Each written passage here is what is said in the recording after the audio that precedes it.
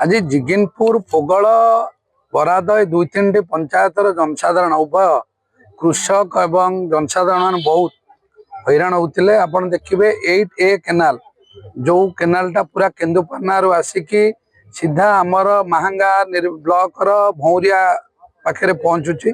से केनाल बंध रास्ता वर्ष वर्ष धरी पाखापाखि मु तो 20-30 वर्ष है देखुची झारपड़ा पाखर दपड़ा पर्यंत केनाल अत्यंत खराब अवस्था। आज ओडिशा सरकार तरफ जल संपद विभाग द्वारा 2टी ट्रप वाल प्रोजेक्ट भित्तिप्रस्तर स्थापन करागला।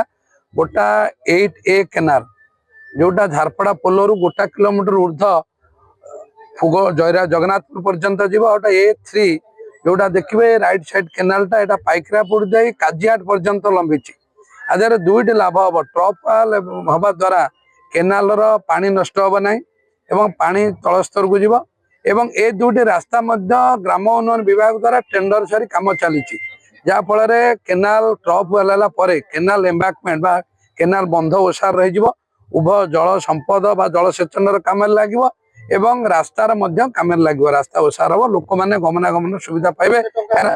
पाखापाखि एडमिनिस्ट्रेटिव अप्रूवाल कस्ट 3 कोटी टंका लेखा 2 प्रोजेक्ट टेंडर कस्ट 2 कोटी केते थी टैक्स फैक्स लेस अमाउंट कटला परे ए कस्ट 3 कोटी जाके 2 कोटी 92 लाख लेखा दीटा थिला।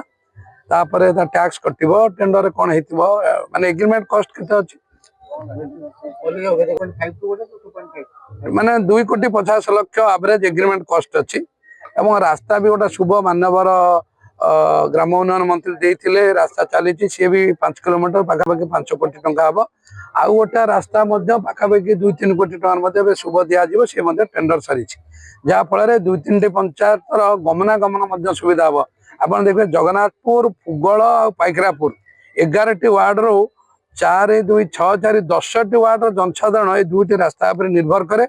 मुझे भावी 50 वर्ष भितर 2टा गाँव को आम्बुलांस जाई न था मुझे देखुची तेणुक आशा करुच्ची 2-3टी पंचायतर प्रभु बलदेव जी आशीर्वाद अच्छी कृपारू आज उभय जलसेचन एवं गमनागमन विकास करा जाय पारे।